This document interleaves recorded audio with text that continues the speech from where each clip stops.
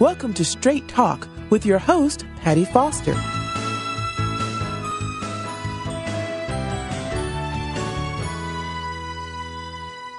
A roadway for the future. A blessing from heaven. That's what I want you to talk about. The thing is that I like to talk about myself and about my husband when he died. My husband and I was born 1928. My husband was born 1929. He died in my arms. Before he died, he said to me, take care of yourself and take care of our son. Because my son is 57 years old. He had a nervous breakdown. He himself is born deaf with lots of difficulties. He had a complete nervous breakdown, and he became like an invalid with very little to do. We had to take care of him, and my husband and I, we both took care of him. It was a little scary. What will I do? Take care of him. He knew a little bit how to take food out of the refrigerator, but that's all. And very little. I kind of didn't know what direction I'm going to go. But then I decided I belong to the Jewish Family Service, and we have a very nice club there. I go in to swim, and I worked out a workout plan. I work out 5 days a week. Now, after 4 years, they scrapped one. But when I started out, they started out with 5 times a week. There was Sunday morning, Monday morning, Wednesday morning, and Friday. And I worked out 5 times a week, 2.5 hours. But that's all I did. I just worked out. And then I decided, I have a cousin in New York. She and I lost our parents in 1944, May 44. And so I decided I'm going to come to see her in New York, and we will light candles together for our parents' Memorial Day. And I was very excited. And that was on May 26th, 1944, that the parents had died. 2011, I decided to go to New York and light candles with my cousin. I was very excited. I tripped and fell on a marble floor. I hurt my arm. It hurt a little bit. I felt like it popped, but I moved it on and I moved it back. But nothing thought about it. I moved it back. I had it dislocated. I moved back my arm. I thought I just hurt myself a little bit. I started taking some medication. Next morning I got up. I already had my ticket, and I got showered, and I went on. I was hurting a little bit more than usual, but, I was hurt, so I got to New York. My cousin didn't recognize me. But I got there, and she didn't know me through the phone. But in person, she was looking for a different person because I came 30 years later. So I had to swallow that pill. That was a heavy pill, but I swallowed it.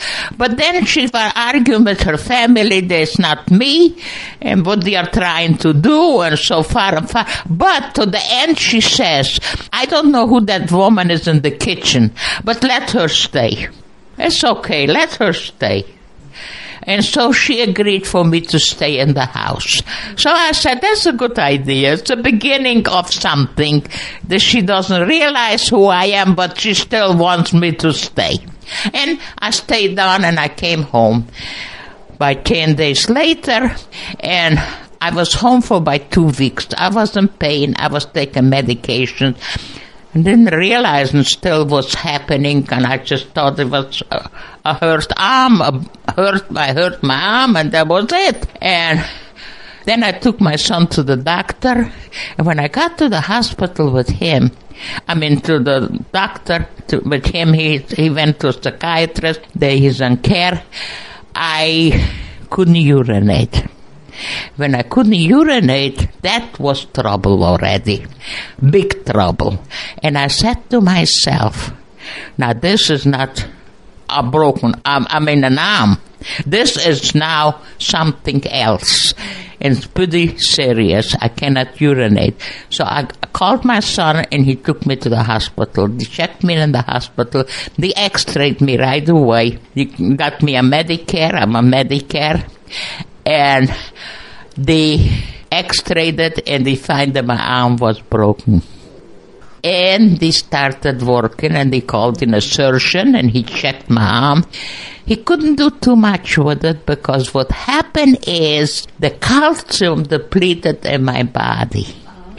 And that's what caused for me not to be able to urinate. And they had to feed me for 3 days intravenously calcium and put me on a heavy calcium milk and all kind of dairy things to create calcium in my body to repair my arm. My doctor couldn't set it no more because it was too far gone. It healed by itself. And he let it go by itself to heal itself. I have use of that arm, but not to the extent that I would like to have. But it's better than what has happened. And Medicare shipped in. For a whole month, I had a nurse.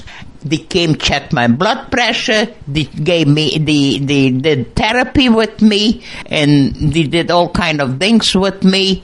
And I had, I think, 3 or 4 people. I'm not sure. I cannot make the statement because I don't remember. It happened 3 years ago. And Medicare came in and started doing things for me and helping me out a little bit because I was all by myself. And then they withdrew. When they withdrew, my handicapped son noticed they going away. And me being ill, he started chipping in. And I slowly pulled away and handed him the whole bowl of cherry. And he became rehabilitated. It was very hard. I couldn't have any help because then I decided no help. God gave me all kind of power on my own to be able to clean my own house, take care of things, and he helped along because I couldn't do it by myself. And he got rehabilitated, and he is able today to take care of himself, something that nobody would have been able otherwise to do it except God himself had a hand into this, and he gave me a highway of heaven. He showed me what I can expect for the future, and he helped me. With him, I'm able to go out, bring in food, take care of him, and take care of my house still today. I still don't have any help because as soon as he takes out the trash, he takes care of the house now. He cleans up the sink. He doesn't leave dishes in the sink no more. And everything has been, and I just feel that without that accident, I don't call it an accident, I call it a blessing from God. He gave me a blessing, something that I can never explain it, and it helped me rehabilitate my son. And for that, I'm very grateful. I'm grateful to let people know that God has a certain plan sometime that we don't have no aware of it, and we have to appreciate it. The only thing I can call it is a blessing from God. It's hope. If we believe strong enough, things happen. And I believe strong enough, I guess, by my husband dying and telling me, take care of yourself and take care of our son. There was a big message he gave me, more than anyone can understand it. The biggest message that any person. We were married 60 years. Very happy. He was the best thing I ever had in my life. I loved him very much. I was 21, he was 20. I guess women never wants to be young, older than the husband, but I always was 1 year older than my husband was. But otherwise, everything was just perfect between us. We have hope. It's life itself. Life has its chapters. We have bad days, good days. It's whatever we want to interpret it. And we interpret it for the best things will happen. And things are coming worse, the worst things will happen. And I believe now that He has quite a bit in store. Still, my future is still beginning. I'm still working out 5 times a week, 2.5 hours every day. I'm riding a bicycle. I ride in the morning. I get up in the morning. I work out 42 minutes before I have breakfast. Then I come in, I have breakfast, go to the gym, ride a bicycle for 30 minutes, go do aerobics for 1 hour, and then I get showered and come home and have my lunch. So, and at night I have only vegetables. I'm going to have something very healthy, and I eat 8 different kind of vegetables. And that's my supper. And that's what I call a happy life for me now.